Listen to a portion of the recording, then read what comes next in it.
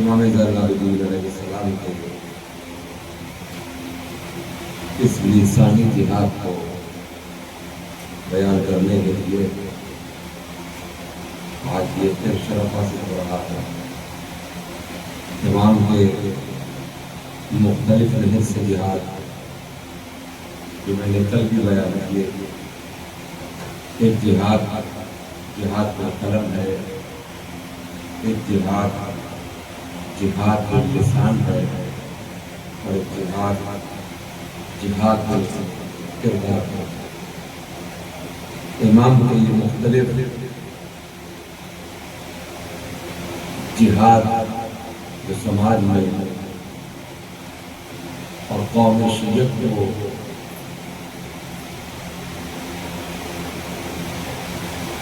قوی اور انقلابی بنانے کے لیے امام نے جس جہاد کو بیان کیا، جس جہاد کو برپا کیا، اس جہاد کو جہاد باللسان کہا جاتا ہے۔ امام کا یہ جہاد دنیا میں چاہے ماضی ہو مستقبل جہاد وہ اثر رکھتا ہے کہ قومیں بدل جایا کرتی ہیں اگر امام سجاد علیہ السلام کے اس لسانی جہاد پر غور و فکر کرے،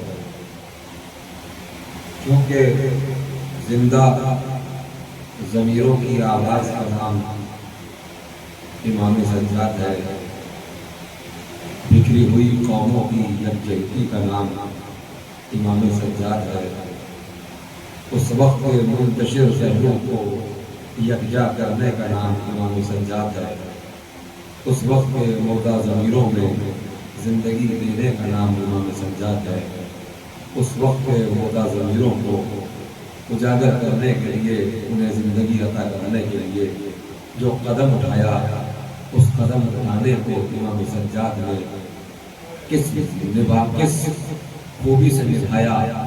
کبھی کردار کا جہاد پیدا کیا، کبھی زبان کا جہاد پیدا کیا، اور کبھی قلم کا جہاد پیدا کیا۔ امام سجاد علیہ السلام نے اس وقت کے مردہ لوگوں کو کہ جو صرف جذباتی تھے اور لب پر اسلام تھا، دلوں میں اسلام نہیں اترا تھا، یہ سمجھیے گا کہ مردہ معاشرے میں جو زندگی پھونک دے اسے امام سجاد کہا جاتا ہے۔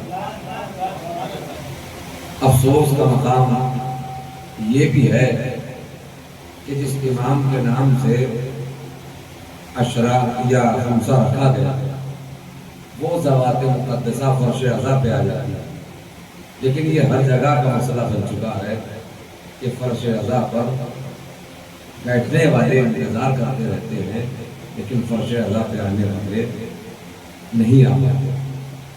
بہرحال یہاں سننے والے وہ ذات مقدسہ ہیں کہ جو کسی نہ ذکر کی محتاج ہے، نہ کسی کی خطابت کی محتاج ہے، نہ کسی سماعت کی محتاج ہے، کیونکہ ان کا ذکر وہ ہے کہ جو خود خدا آسمانوں میں کرتا ہو، ان کا ذکر وہ ہے جو خود خدا آسمانوں میں کرتا ہو، جو خود خدا قرآن کی آیات میں کرتا ہو۔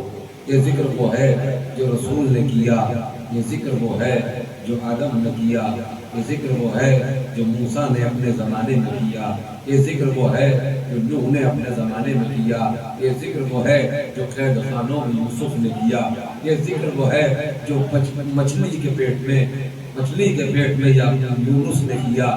یعنی ان ذکر محتاج نہیں ہے جس ذکر کو نبی کرتے ہو، جس ذکر کو پیغمبر کرتے ہو، جس ذکر کو فرشتے بجاتے ہوں، جس ذکر کو خود خدا کرتا ہو، وہ ذکر کسی کی سماعت کا محتاج نہیں ہوتا، نہ کسی کی خطابت کا محتاج ہوتا ہے۔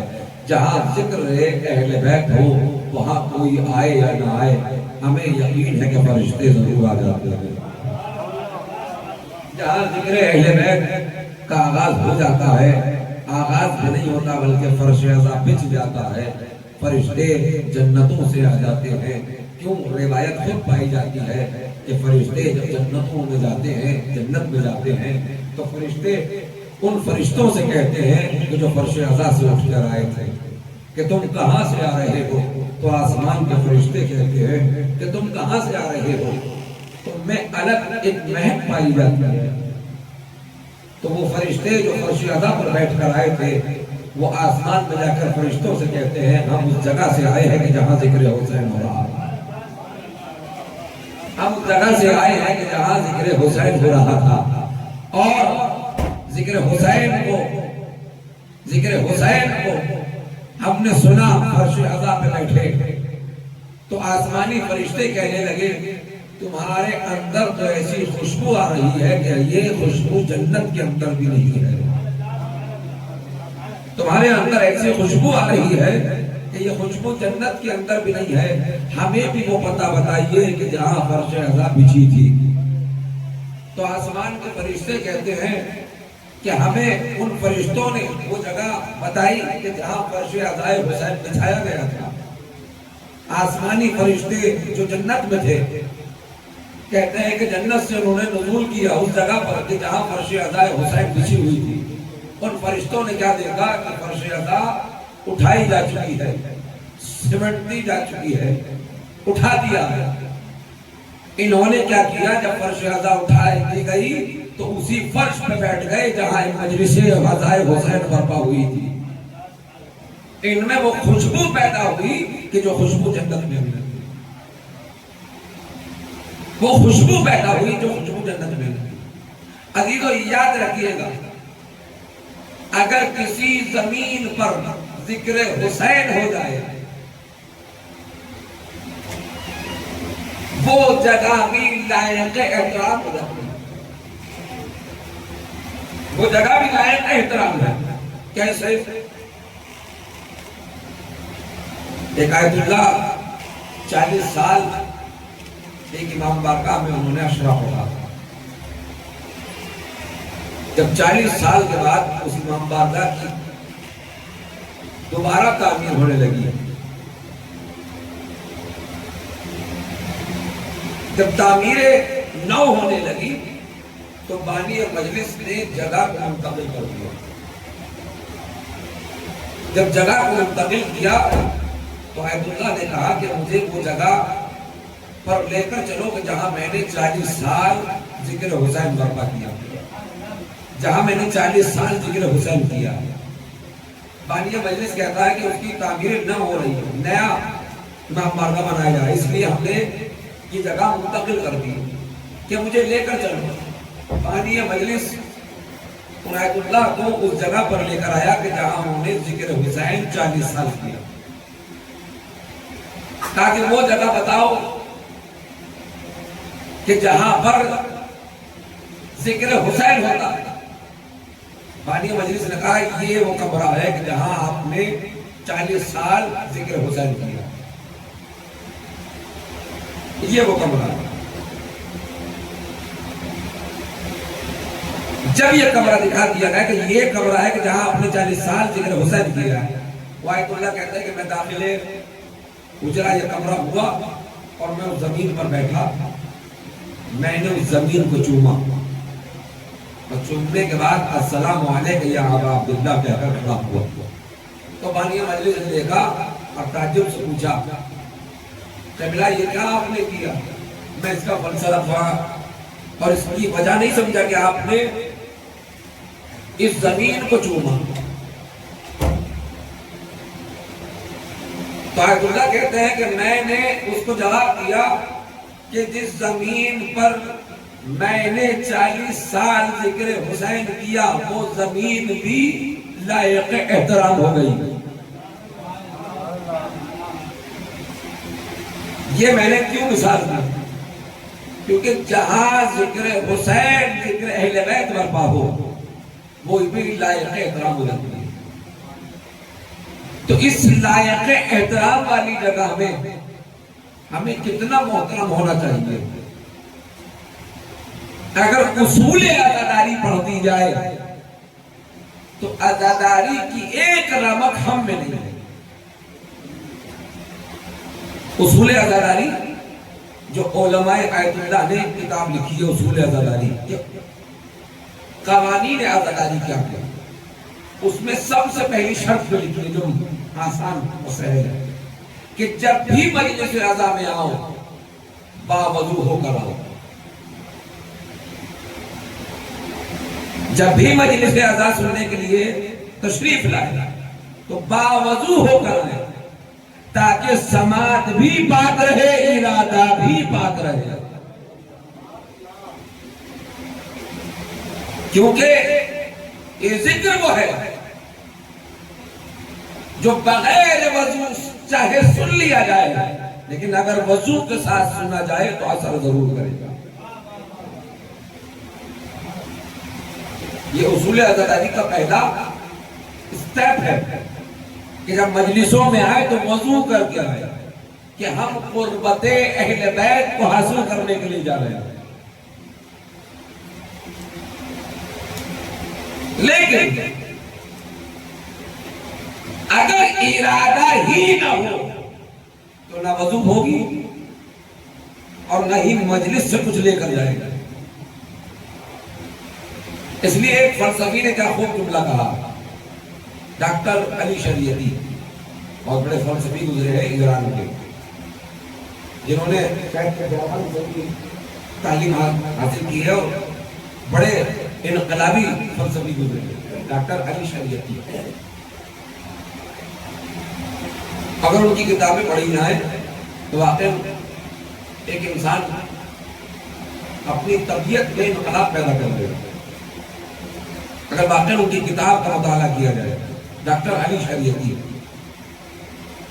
ایران کے بڑے فلسفی گزرے جنہوں نے ایک کتاب لکھی علی اور تنہائی.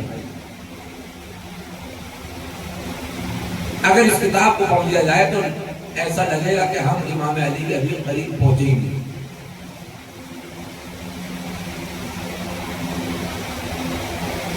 انہوں نے ایک جملہ کہا ہے، وہ میں آنا کو کر رہا ہوں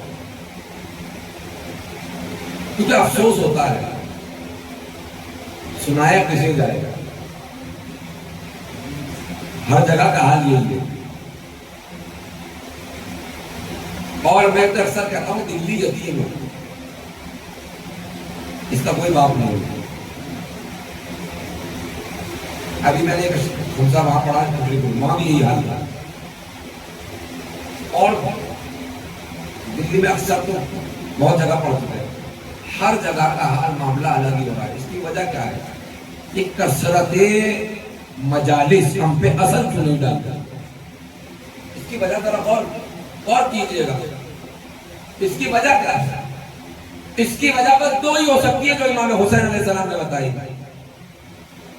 یا تو پیٹ میں وہ غذا نہیں پہنچ رہی کہ جو اہل بیت کے قریب کرے.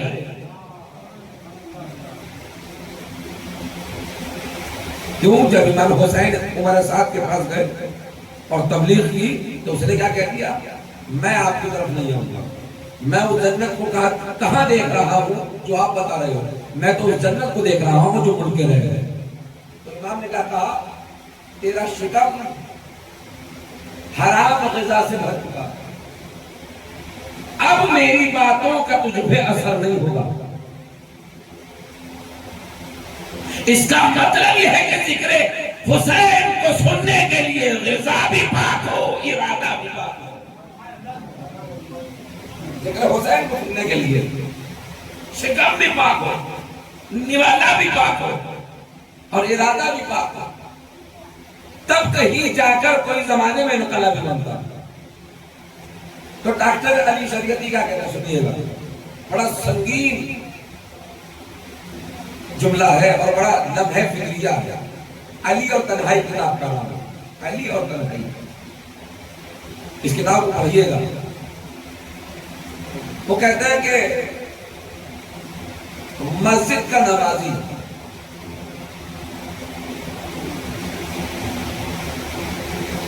اور کوٹھے پہ رہنے والی فاحشہ میں کوئی فرق نہیں ہے. اتنا سنگین جملہ ہے. اس کی وضاحت کی ہے انہوں نے. اور آپ بھی اس پہ راضی ہوں گے. مسجد کا نمازی اور کوٹھے میں رہنے والی فائشہ میں فرق نہیں ہے. اس لیے کہ اگر وہ نماز کو سماج میں برپا کرتا, اور کریے گا, اگر وہ نماز کو سماج میں برپا کرتا تو حقوق انسان ادا ہوتا. کیونکہ نماز صرف سجدہ کرنے ہی کا نام نہیں ہے. عبادت سجدہ کرنے ہی کا نام نہیں ہے. اصل عبادت ہے کہ مخلوق پروردگار انجام دیا جائے. اگر نمازی میں اور ایک فائشہ میں فرق نہیں ہے. اگر وہ اپنی نماز میں غفلت ہو کر کسی کے حق کو ادا نہ کرے تو اس نمازی میں اور فائشہ میں کوئی فرق نہیں. کیوں؟ اس لیے کہ وہ فاحشہ اس لیے بنی اس کے حقوق نہیں ملے. یہ میں نے بات کیوں کہی کیونکہ امام علی نے ایسے نمازیوں ایسے دینداروں کو بھی امام بارگاہوں منبروں اور کیا نام مسجدوں سے باہر نکالا ہے. امام علی نے کہ جو صرف مسجدوں میں بیٹھے رہتے تھے اور انہیں سماج کی فکر نہیں ہوتی, اپنے بچوں کی فکر نہیں ہوتی کہ ان کی تربیت کیسے ہو. لیکن عزیزو یاد رکھیے گا اس میں سب سے بڑا جو جہاد برپا کیا ہے وہ امام سجاد نے کیا. کیونکہ عراق, مدینہ اور شام بالخصوص ان کے حالات ایسے تھے کہ طبیعتیں آمادہ نہیں تھی.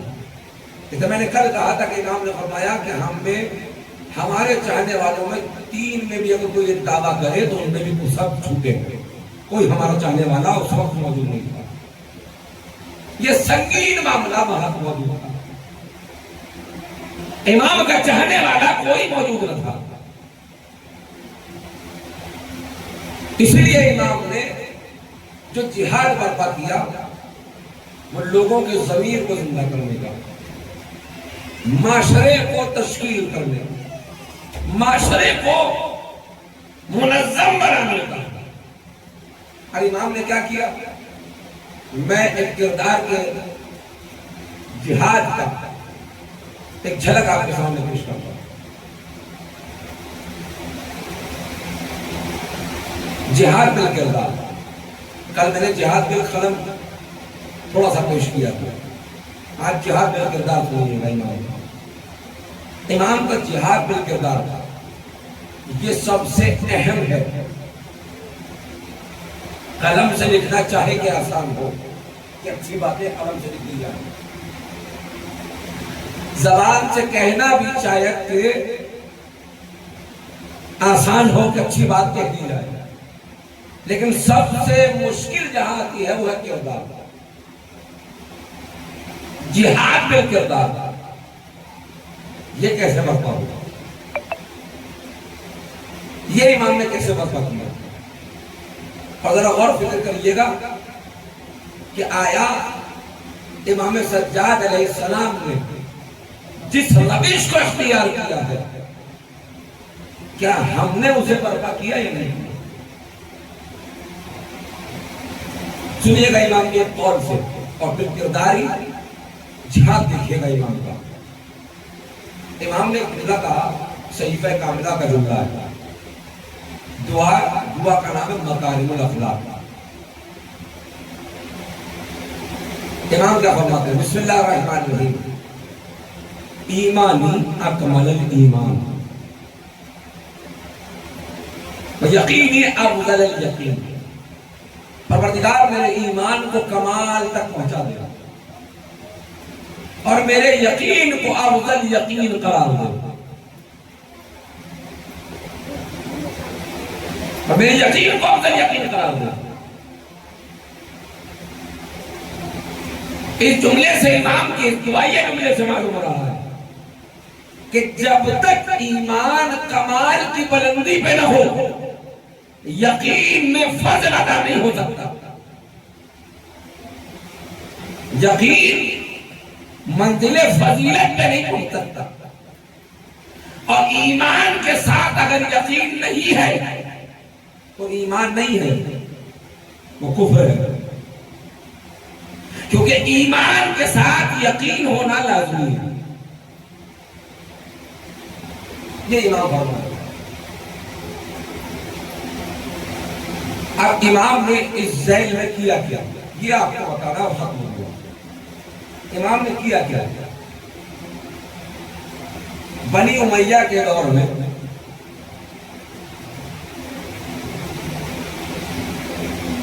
اور خلیفہ دویم کے دور میں یہ حال ہو چکا تھا کہ عجم جو عراق، جو عرب سے باہر کے رہنے والے لوگ تھے، عجم میں یعنی ایران، اردن اور آپ کا افریقہ وغیرہ، یہ سب الگ الگ ملک جو تھے، یہاں سے غلاموں کی تعداد کثیر تعداد میں آتی تھی، کنیز اور غلام۔ خلیفہ دویم اور بنی امیہ کے دور میں، خلیفہ دویم سمجھ گئے انہیں آپ، اور بنی امیہ کا دور، یعنی معاویہ کا دور، سب کا دور، ان کے دوروں میں غلاموں کو اور کنیزوں کو خریدا جاتا تھا، بالخصوص جو عجم کے ہوتے تھے، عجم یعنی ایران، اردن اور مصر وغیرہ، یہ سب جو عرب سے الگ الگ، عرب کنٹریوں سے الگ، افریقہ وغیرہ، کنیزوں اور غلاموں کو خریدا جاتا تھا اور ان پر ایسا کام لادا جاتا تھا ان کے دور میں، یا تو یہ مر جاتے تھے، اتنا بھاری کام ان کو دیا جاتا تھا کہ یا تو یہ مر جاتے تھے زندگی کو، اپنی سانسوں کو بند کر دیتے تھے، یا اتنا برا حال کر دیتے تھے کہ انہیں زندگی سے پیار نہیں ہوتا تھا، بلکہ کہتے تھے کہ ہمیں موت دو۔ یہ غلاموں اور کنیزوں کا حال تھا بنی امیہ کے دور میں۔ تو جب ایسا حال غلاموں اور کنیزوں کا ہو تو ایسے دور میں غلاموں اور کنیزوں کا ذہن نہ تعلیم لینے کے لیے قابل تھا، نہ علم لینے کے لیے قابل تھا۔ کیوں؟ انہیں تو صبح اٹھتے ہی غلامی کرنی ہے، سوتے وقت تک غلامی کرنی ہے، اور غلامی ایسی ہوتی تھی کہ سونے کا کچھ پتہ نہیں، کھانے کا کچھ پتہ نہیں، کچھ لوگ مر بھی جاتے رہتے، اور ایک دو تعداد نہیں تھی، روایت کہتی کہ ہزاروں کی تعداد میں، ہزاروں کی تعداد میں غلام بکتے تھے، کنیزیں بکتی تھی، ہزاروں کی تعداد میں، یعنی لاکھوں تعداد ہو چکی تھی کنیزوں کی اور غلاموں کی، جو انلٹریٹ تھے، یعنی بغیر علم، جاہل، جو کہ جب مزدور ہوتا ہے اسے علم کی فکر نہیں ہوتی، یا تو دو روٹی کما کر کھا لے یا اپنی جان چھوڑ دے، ایسا شخص علم حاصل نہیں کرتا، نہ ایسے شخص کو سماج عزت دیتا ہے۔ یہ بنی امیہ کے دور میں ہوا کہ لاکھوں غلام اور کنیز، یہ وہ طبقہ تھا جن کو نہ عزت سے دیکھا جاتا تھا، جن کو نہ اپنے پاس بٹھایا جاتا تھا، جو صرف غلامی کے طبقے میں آئے ہوئے تھے، جو غلامی کا ایک لیبل لگائے ہوئے تھے، انہیں نہ سماج میں عزت ملتی تھی، نہ کوئی روٹی کپڑا مکان دیتا تھا، جو چاہتا تھا مزدوری کرواتا تھا، جس طریقے سے چاہتے تھے غلام کو اس طریقے سے استعمال کرتے تھے، اب جس طریقے سے چاہے نہیں دے گا، یعنی جس طریقے سے، مطلب سمجھے، یعنی حد پار تھی ظلم کی، غلاموں کو جس طریقے سے چاہے استعمال کرے، کنیزوں کو جس طریقے سے چاہے استعمال کرے، کیونکہ ان کی پراپرٹی سمجھے کہ یہ ہماری ملکیت ہے، ہم چاہے اتارے، زندہ چھوڑے کہنا دیں یا نہ دیں یہ ہماری ملکیت ہے۔ اس طریقے سے غلام جو ہر سال ہزاروں بھی کریں کیونکہ غربت پڑ رہی تھی، کیونکہ بنی امیہ نے سارا مال لوٹ کر اپنے قبضے میں کر لیا تھا۔ یہ دور حاضر اس وقت کا دور، ایسے میں یہ طبقہ ذلیل کہلاتا تھا، وہ طبقہ جو ذلیل ہو، اس طبقے کا نام تھا طبقہ ذلیل، یعنی وہ طبقہ جسے کمتر آنکا جاتا ہو، پیسے کے اعتبار سے، حیثیت کے اعتبار سے، مالی اعتبار سے، نسبی اعتبار سے، حسب و نسب کے اعتبار سے، کیونکہ یہ عجم کے رہنے والے تھے، عربی نہیں تھے، یہ بھی ایک مسئلہ تھا۔ اس کے بعد بنی امیہ نے پروپیگنڈا رچا، جو سب سے بڑا پروپیگنڈا تھا جس کا جواب امام ہی کو دینا تھا۔ وہ پروپیگنڈا کیا تھا؟ کیونکہ بصرہ یا طائف میں رسول کی کچھ بیویاں رہتی تھی، جب ان کا انتقال ہو گیا، ان کے انتقال کے وقت تک بنی امیہ نے ایک پروپیگنڈا رچا، اور وہ پروپیگنڈا یہ تھا کہ آل رسول ہم ہیں، آل رسول ہم ہیں، یعنی محمد کی آل ہم ہیں۔ اس میں کچھ زوجائے رسول بھی ملی ہوئی تھی، جبکہ ان کی کوئی اولاد نہیں تھی۔ جو زوجائے رسول کی ملی ہوئی تھی ان سے کوئی اولاد رسول کی نہیں تھی، لیکن بنی امیہ نے پروپیگنڈا رچا کہ اولاد نبی، آل نبی، محمد والے محمد سے ہمارا تعلق ہے۔ یہ پروپیگنڈا اتنا رچا کہ لوگوں کے ذہن میں بیٹھ گیا کہ بنی امیہ ہی آل رسول ہے۔ اس کی سب سے بڑی دلیل کیا دیتے تھے وہ؟ کہ تخت ہمیں ملا ہے، اور تخت کیسے ملا ہے اس کی کوئی بڑی تاریخ ہے، یہ وہ دلیل دیتے تھے۔ بعد رسول ہمیں تخت ملا۔ اچھا، یہ خلیفہ دویم جو تھا، اس نے ہی معاویہ کے بھائی کو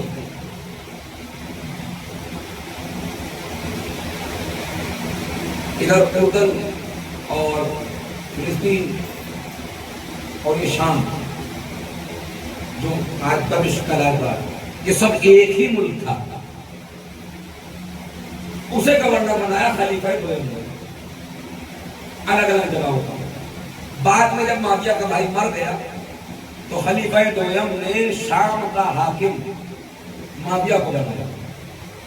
میں زیادہ ہسٹری میں نہیں جانا چاہ رہا، خلیفہ دویم نے بنایا شام کا حاکم، کس کو؟ معاویہ کو۔ اب انہوں نے پروپیگنڈا تو پہلے سے شروع کر رکھا تھا کہ آل نبی ہم ہیں، آل نبی کوئی اور نہیں۔ انہوں نے اس کا فائدہ یہ اٹھایا کہ لوگ ان کی طرف کھینچنے لگے، کیونکہ حکومت ان کے پاس آنے لگی، حکومتوں میں رسوخ ان کے ہو گئے، اور غلام اور کنیزوں کو انہوں نے جس طریقے سے چاہے استعمال کیا، غریب لوگوں کو دبایا، لیکن اس کو ختم کرے کون؟ تو بس ایک ہی ہوگا جو اپنے زمانے میں علی بن کے ابھرے، اور وہ کون؟ امام سجاد۔ امام سجاد نے کیا کیا؟ روایت کہتی ہے کہ امام سجاد نے، میں نے بھی کیا کہا کہ یہ غلام اور کنیز ایسے تھے کہ انہیں طبقہ ذلیل سمجھا جاتا تھا، نچلی قوم سمجھا جاتا تھا، گری ہوئی نگاہوں سے دیکھا جاتا تھا، انہیں عزت نہیں دی جاتی تھی۔ امام نے کیا کیا؟ ہر روز امام اپنے پیسے سے غلاموں اور کنیزوں کو خریدتے تھے۔ میں بتا رہا ہوں کہ جہاد بالکردار امام کا، کہ ہمیں امام سجاد کو بیمار سمجھ کے ہی نہیں رونا چاہیے. امام سجاد نے کیا کیا ہے یہ سنیے گا جو ہمیں بھی کرنا چاہیے. غلاموں کو خریدا اور ایک دن بھی روزانہ خریدتے تھے. کنیزوں اور غلاموں کو روزانہ خریدتے تھے اور خریدنے کے بعد ایک سال کا ٹارگیٹ ہوتا تھا کہ اپنے پاس رکھتے تھے. ایک سال کی وجہ سمجھے تاکہ یہ غلام تربیت یافتہ ہو جائے. یعنی جملے کو بدل کر کہوں تاکہ اپنے ذہنوں تک پہنچے. امام کے انسٹیٹیوٹ میں جو ایک سال تربیت والے اپنے زمانے کا مجتہد بن جاتا تھا.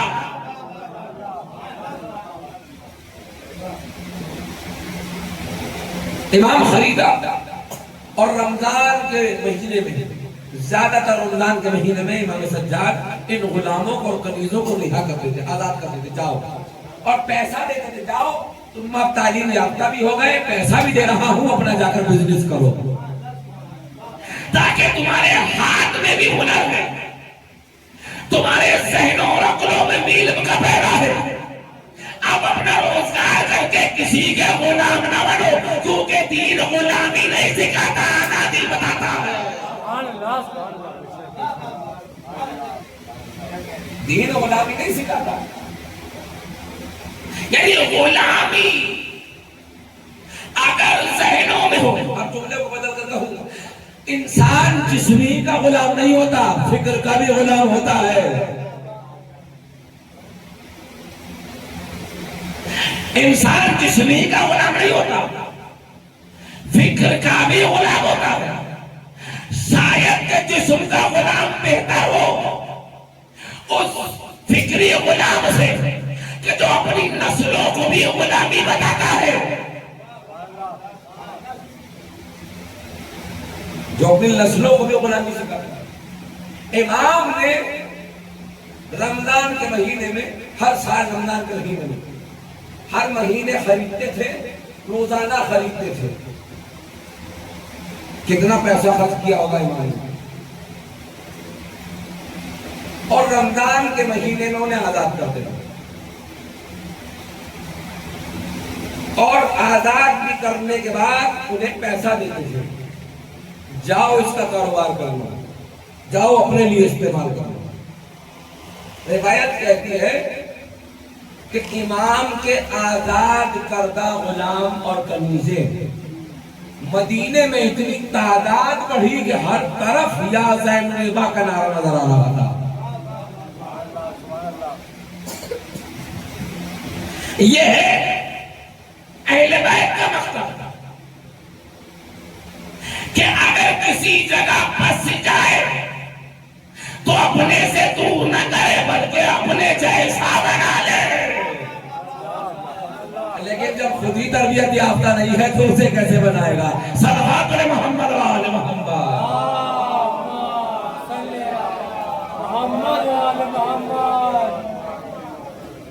جب انسان خود ہی تربیت یافتہ نہیں ہے تو اگل بغل پڑوسی والے کو کیسے بنائے گا؟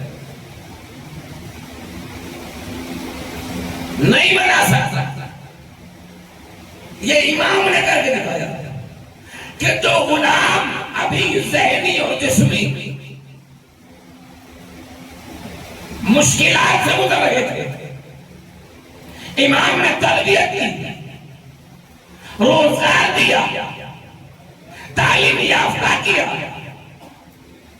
جب انسان کے پاس علم اہل بیت آ جاتا ہے, اللہ کا چاہے غلام بنے اور بنتا ہے, انسان کا غلام نہیں بنتا. یہی امام نے کیا. اور جب انہیں تربیت یافتہ کر دیا, امام نے ایک کام اور کیا غلاموں اور کنیزوں کے لیے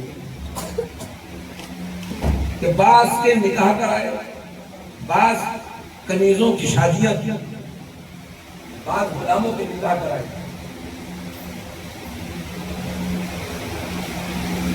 اب کتنے کام امام نے کیے غلام اور کنیزوں کے لیے؟ تعلیم یافتہ کیا, روزگار دلایا, ان کی تربیت اور تہذیب کا انتظام کیا, ان کے نکاح کرائے, یعنی ایک مکمل اسلامی معاشرہ اس نے بنا دیا جسے علی کہا جاتا ہے، کیونکہ علی کے معنی ہے بلند، تو جو بارگاہ امام میں بیٹھ جائے وہ بھی بلند ہو جاتا ہے۔ امام سجاد نے کر کے دکھایا ہے، ان کنیزوں اور غلاموں کو نکاح کرائے، سب کے نکاح کرائے، اور کچھ غلام تو امام کے ایسے ہوتے تھے کہ امام کو چھوڑ کر جانا ہی نہیں چاہتے۔ ان سے پوچھا بھی گیا، ارے تمہیں آزاد کرائے جانا کیوں نہیں چاہتے؟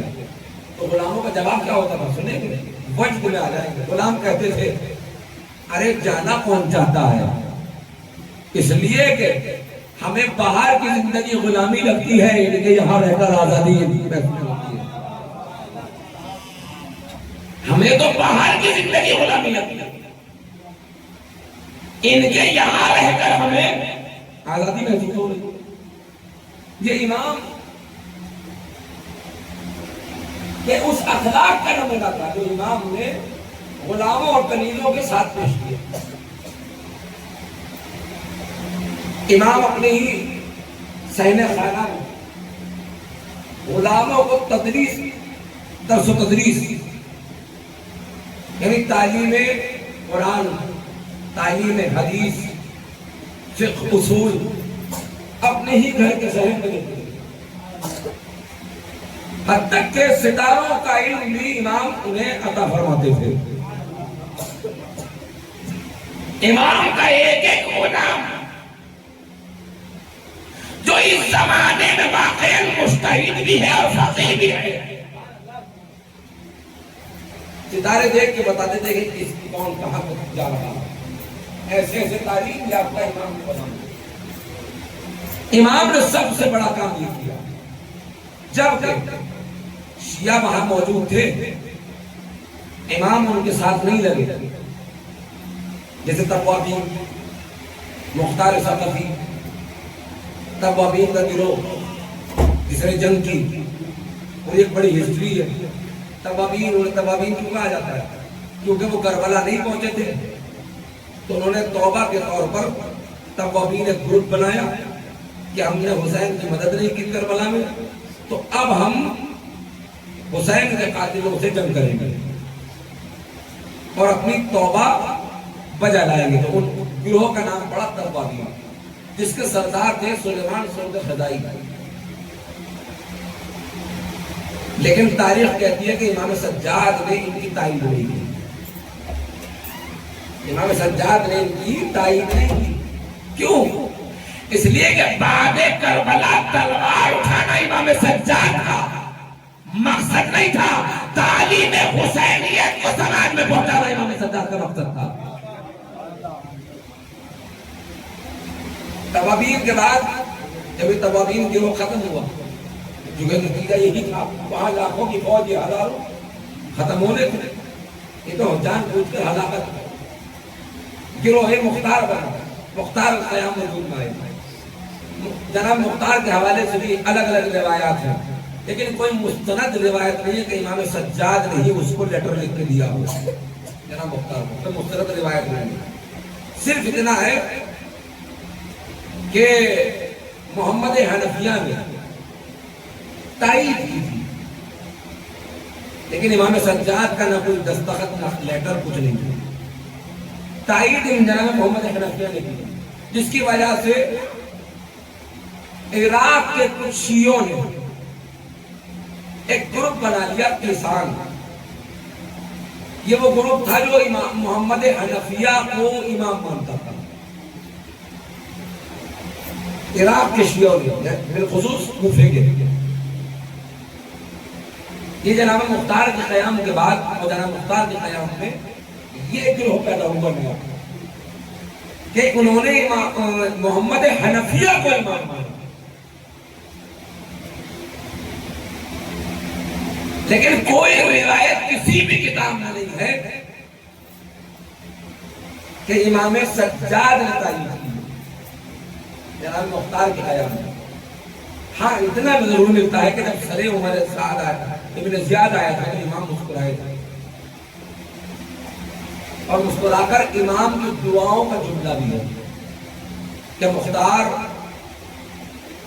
تم نے ہمارے چہرے پر خوشی محسوس کرائی اور پروردگار تمہیں جنت نصیب فرمائے. یہ امام کی دعا کا جملہ ہے. اس دعائیہ جملے سے معلوم ہوتا ہے کہ قیام مختار امام کی نگاہ میں غلط نہیں تھا، یہ کہہ سکتے ہو. لیکن باقاعدہ امام نے لیٹر لکھ کے دیا وہ یہ نہیں ہے. اس کی وجہ کیا ہے؟ توابین کا گروہ امام کی کوئی تائید نہیں. قیام مختار امام آگے نہیں آئے.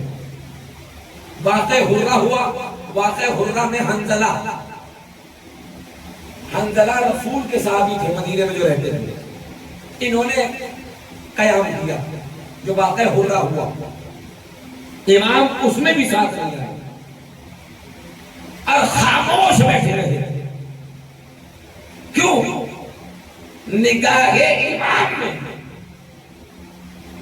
شیعت کو قوت پہنچانی تھی، نہ کہ ان میں قتل و غارت کرانا تھا. روایت کہتی ہے کہ امام نے علیحدگی اختیار کری، اور جب واقعہ حرہ ہوا کچھ روایت کہتی ہے کہ امام مدینے سے باہر نکل گئے. کچھ کہتے ہیں کہ عبد الملک بن مروان نے حجاج بن یوسف سے کہا تھا مسلم بن عقبہ جو حرہ یعنی مدینے پر چڑھائی کرنے گئے تھے، ان سے کہا تھا کہ امام سجاد کو کچھ نہ کہنا.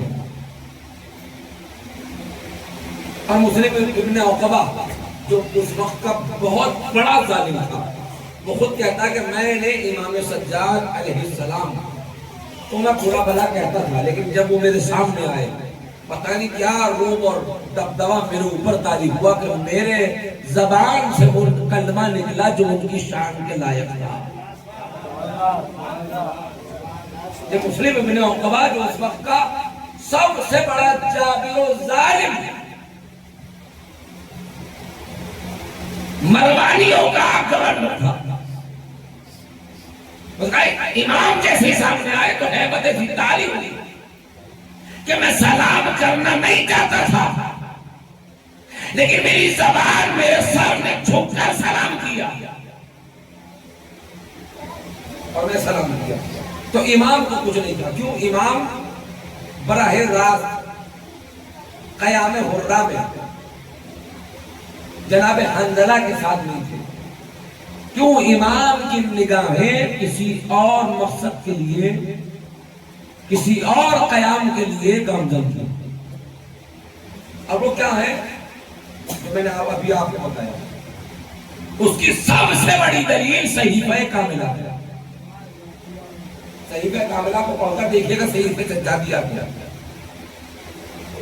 امام نے کس طریقے سے جسے کہنا چاہیے نا تبرعی دعا،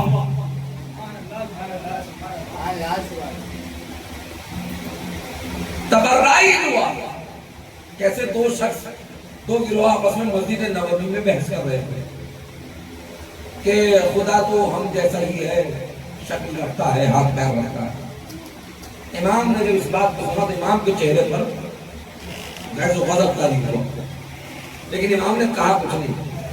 روضہ رسول پہ گئے جو مسجد کے قریب ہے، بلند آواز سے دعا کیا. اب دعا کا ترجمہ میں آپ کو بتاتا ہوں. یعنی امام نے جو دعائی الفاظ صحیفہ کاملہ میں درج کرائے وہ دعا نہیں ہے بلکہ فکر ہے، وہ دعا نہیں ہے بلکہ سیاست ہے، وہ دعا نہیں ہے قیام حکومت الہی ہے، وہ دعا نہیں ہے، محض دعا نہیں ہے، عقیدہ شیعت ہے. وہ دعا نہیں ہے بلکہ معتبر امامت کا پتہ ہے. وہ دعا نہیں ہے بلکہ آل رسول کا اصل پتہ ہے. کیونکہ بنی امیہ نے کیا کہا تھا کہ ہم آل رسول ہیں، ہم آل رسول ہیں. اب امام دعا کر رہے ہیں مزار رسول پر بیٹھ کر. کیا کہہ رہے ہیں امام؟ یہ سنیے گا. آپ بور تو نہیں ہو رہے؟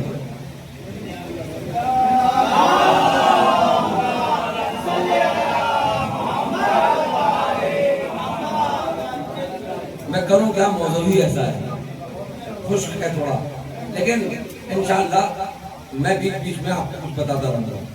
یہ بڑا اہم موضوع ہے جو امام سجاد علیہ السلام کے حوالے سے شاید کہ ابھی آپ تک سننا بھی نہ ہوگا۔ امام سجاد نے کیا سنا؟ دو گروہ آپس میں بحث کر کہ اللہ تو ہمارے جیسا ہے، ہاتھ پیر رکھتا ہے، یہ رکھتا ہے، وہ رکھتا ہے۔ امام رسول کے روضے پر پہنچے اور بلند آواز سے دعا، ان سے کچھ نہیں کہا۔ اب دعا کا ترجمہ سنیے۔ امام کہتا پروردگار میں جانتا ہوں کہ تو بے عیب ہے، بھائی خدا کو آنکھ والا بتانا عیب ہے، ہاتھ والا بتانا عیب ہے، جسم والا بتانا عیب ہے۔ امام نے کہا پروردگار میں جانتا ہوں تیرے صفات ایسے نہیں ہے کہ تو بغیر آنکھ کے دیکھتا ہے، بغیر جان کے سنتا ہے، بغیر عقل کے سوچتا ہے، بغیر دل کے محسوس کرتا ہے۔ تو جسم نہیں رکھتا مگر پھر بھی رکھتا ہے، تو دل نہیں رکھتا پھر بھی محسوس کرتا ہے، تو آنکھیں نہیں رکھتا پھر بھی دیکھتا ہے، تو کان نہیں رکھتا پھر بھی سنتا ہے، تو زبان نہیں رکھتا پھر بھی بولتا ہے۔ اے میرے معبود ایسے گروہ سے بچا تو تجھے اپنے جیسا بتاتے ہو۔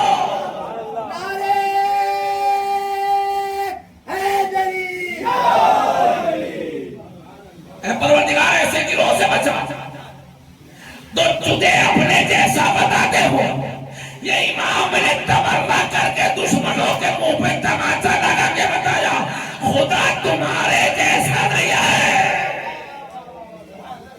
خدا تو وہ ہے جس کو آنکھ نہ دیکھ سکے، خدا تو وہ ہے جس کو کان نہ سن سکے، خدا تو وہ ہے جسے کوئی دل نہ محسوس کر سکے، خدا تو وہ وجود نہیں رکھتا لیکن پھر بھی ہے، وہ نہیں ہوتے ہوئے بھی ہے۔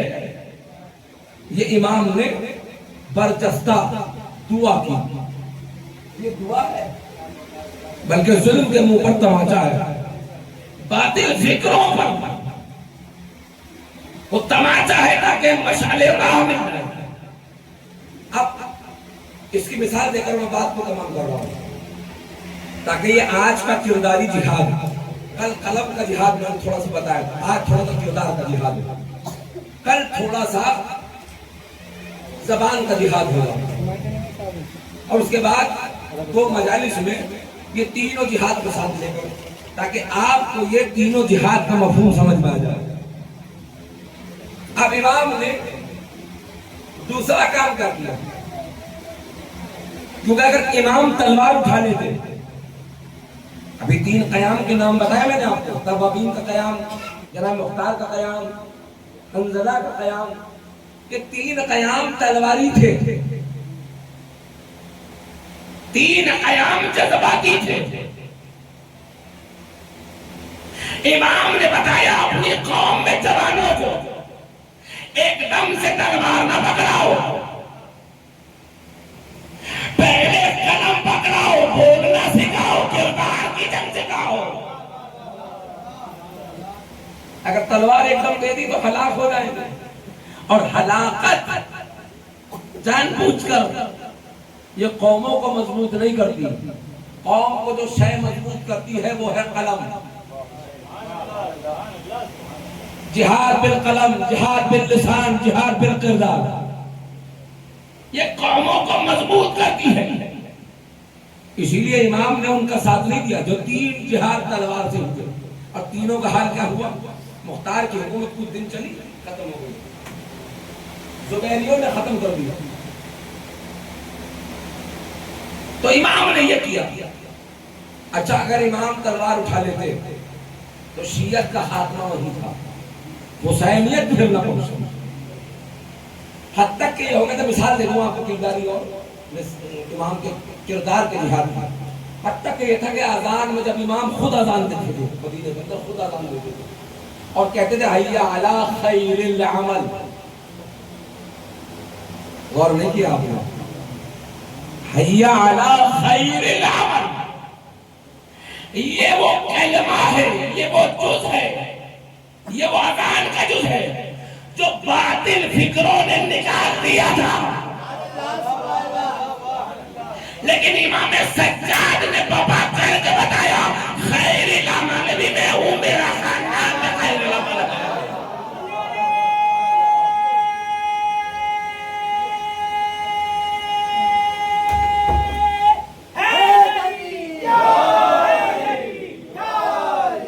اچھا امام نے یہ احتجاج کیوں کیا؟ کیونکہ ایک موت نام دے رہا تھا حیارہ خیر العمل نکال کر، امام نے کہا ہوا کلم الاول،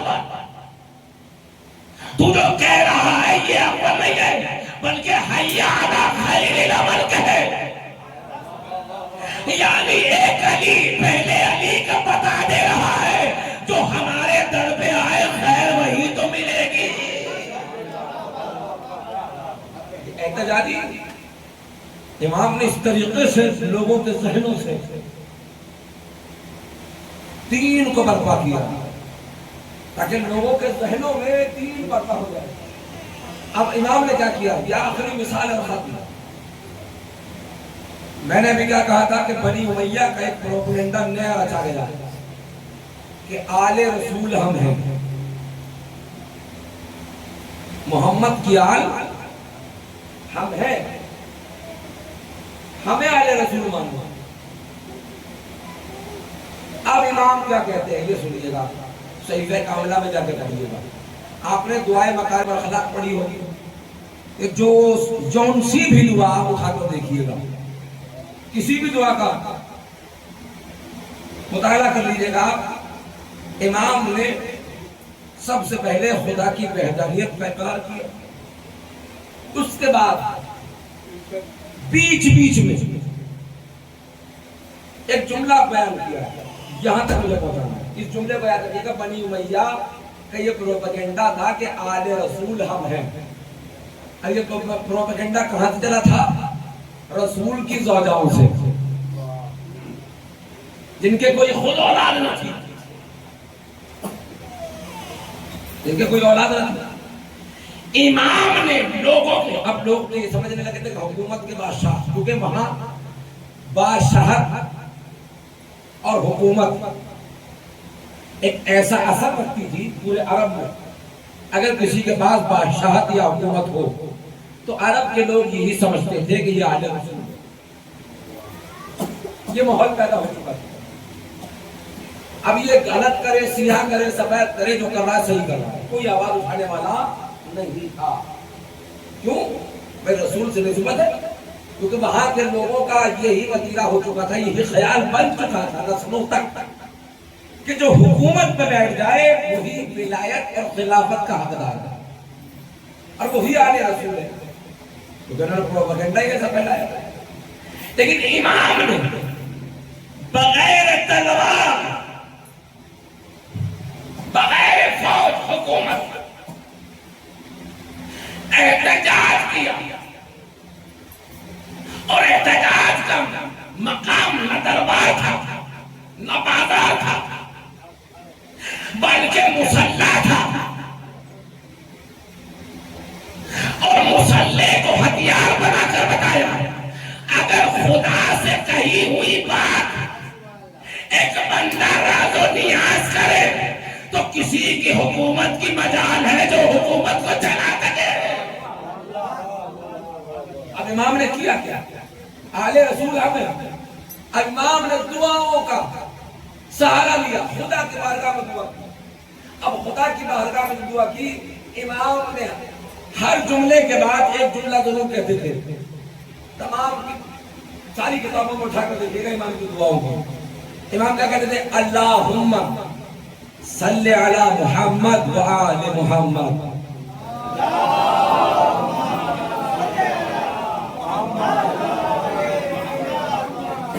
پروردگار تو رحیم اور کریم ہے، اور درود و محمد و آل محمد کی آل پر۔ یہ ہر جملے کے بعد جتنی بڑی دعا ہو، ہر جملے کے بعد امام درود محمد والے محمد پہ بھیج کے بتانا یہ چاہتے تھے کہ محمد والے محمد بنی امیہ نہیں ہے، جس پہ درود میں بھیج رہا ہوں وہ ہے۔ اب ان دعاؤں کا اثر یہ ہوا کہ مجمع سے ہاشمی الگ ہوئے، بنی امیہ اور مروانی الگ ہوئے۔ کیوں؟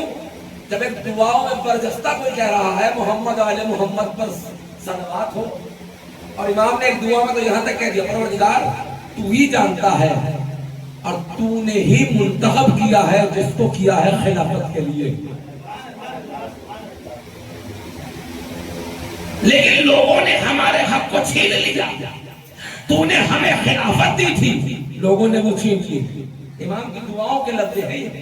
تو نے ہمیں ولایت دی تھی، لوگوں نے زبردستی اس پہ اپنا حق جما لیا، تو نے منبروں کا وارث ہمیں بنایا تھا، دنیا کے چولا اس پر بیٹھ گئے۔ اور یہ تمام چیزیں کہنے کے بعد پھر کہا صلوات ہو محمد والے محمد پر۔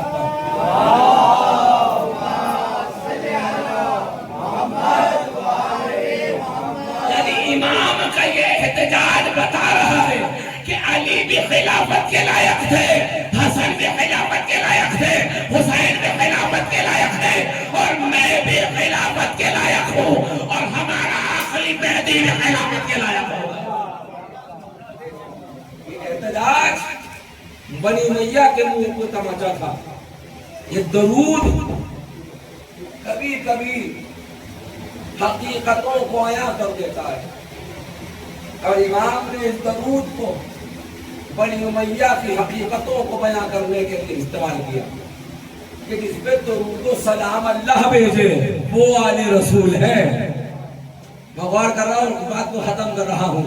جس پر درود و سلام اللہ کا ہو وہ آل رسول ہے، جس پہ لعنت پروردگار ہو۔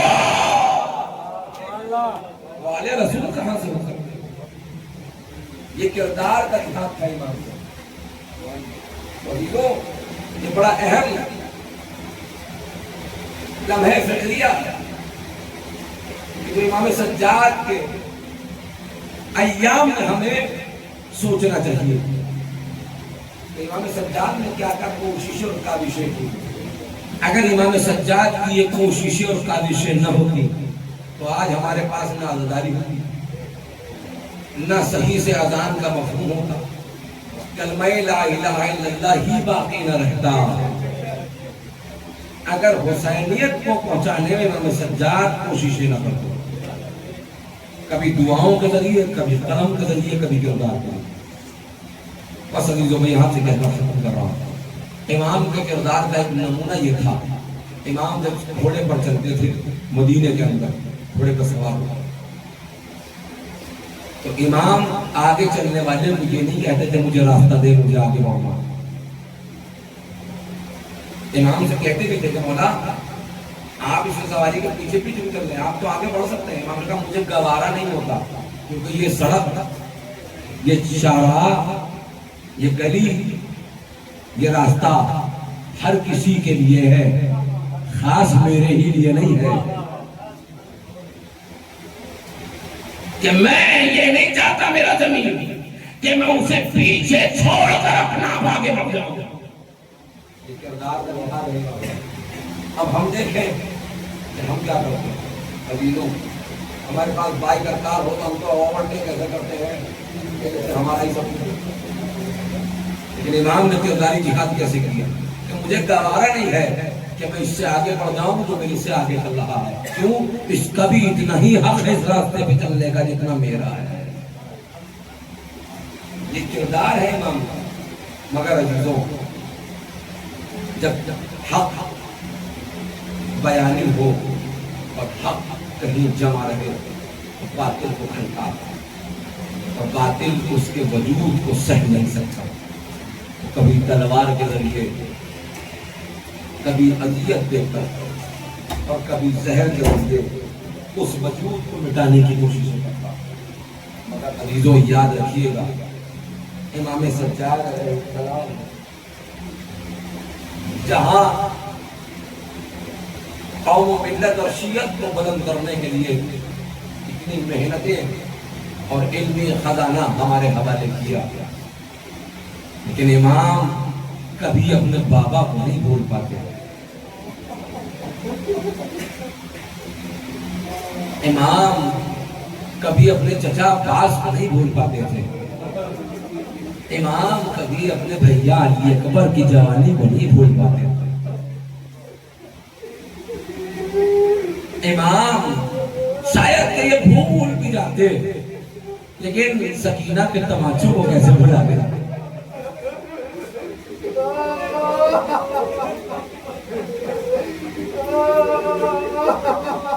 جب منہال نے آ کر کہا مولا یہ شہادت تو آپ کے گھر کی میراث ہے، آپ اتنا روتے کیوں ہیں؟ امام نے کیا جملہ کہا، منہال تم نے انصاف نہیں کیا، شہادت میراث ہے، کیا یہ بتا ہماری ماں بہنوں کی چادریں چھیننا بھی میراث ہے؟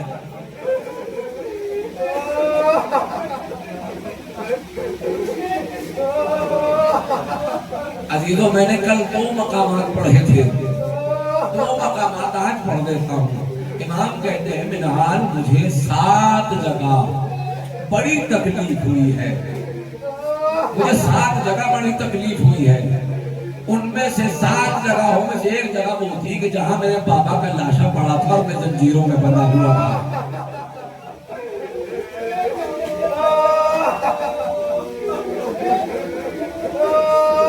منہال ایک منزل وہ تھی جب کربلا سے ہمیں گزارا گیا، بے قرارہ اونٹوں پر میری ماں بہنیں پھوپھیاں بیٹھی ہوئی تھی، ہمیں شہداء کے لاشوں کے قریب سے گزارا گیا، میں سے ایک منظر نہیں دیکھا گیا، میری پھوپھی اماں زینب نے اپنے آپ کو بے قرارہ اونٹ سے زمین پر گرا دیا۔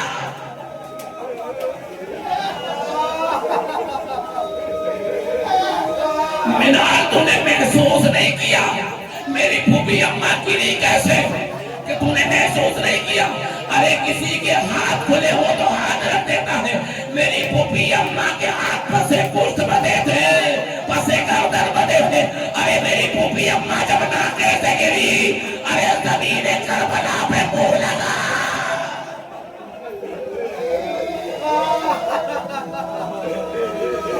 یہ دوسری منزل ہے۔ اے منہال تو تصور کر، اس وقت میری پھوپھی اماں نے اپنے غم کو نہیں دیکھا، فوراً کہا ہائے میرے ماں جائے حسین، ہائے میرے ماں جائے حسین، ہائے میری اماں کی جان حسین، ہائے نانا کی جان۔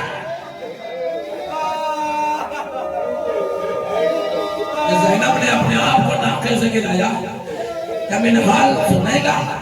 میری پھوپھی اماں اپنے بھائیا کے لاشے پر کس انداز سے گئی، اس طریقے سے گئی جو گھٹنیوں کے بل چل کے جاتے ہیں، آ کر ماں جائے پر مرثیہ کہا۔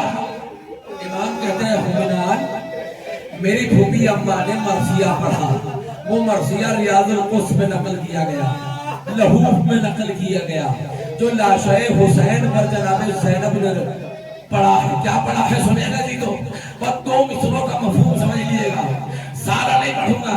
جناب زینب نے مدینے کا رخ کر کے کہا اماں فاطمہ برداشت کر سکے مرثیے کا بند تو سنے جی، تو اماں فاطمہ یہ آپ کا حسین ہے، آپ کی بھی پسلیاں ٹوٹی تھی، آپ کو کتنا ڈر تھا، حسین کی پسلیاں ٹوٹی نہیں ہے، چور چور ہو گئی۔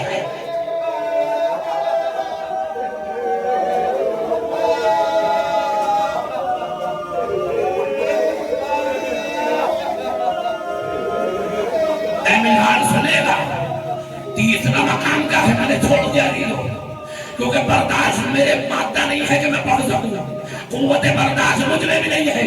ابھی تو تیسرا مقام سنے منہال برداشت کر سکے تھی تو آخری فقرہ ہے، رو لیجئے گا پروردگار آپ کو جزائے خیر عطا فرمائے۔ اے منہال تیسرا مقام سنے گا، ارے میری پھوپھی اماں نے اپنے بھائی کے لاشے کا طواف کرنا شروع کر دیا، ارے کبھی دائیں آتی تھی، کبھی بائیں آتی تھی، کبھی سرانے آتی تھی۔ منہال میں نے اپنی پھوپھی اماں سے کہا اے پھوپھی اماں زینب کیا ڈھونڈ رہی ہو؟ کہا اے میرے بیٹا سجاد میں ایک جگہ دیکھ رہی ہوں کہ کہیں حسین کے جسم پر وہ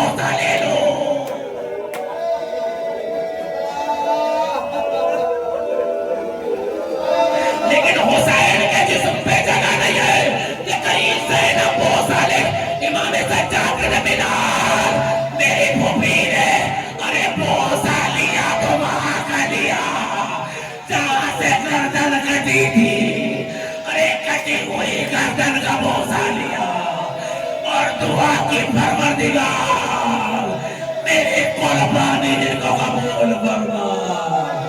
یہ زینب نے تمام کمائی تیری بارگاہ میں دے دی. اے میرے اللہ میرا حسین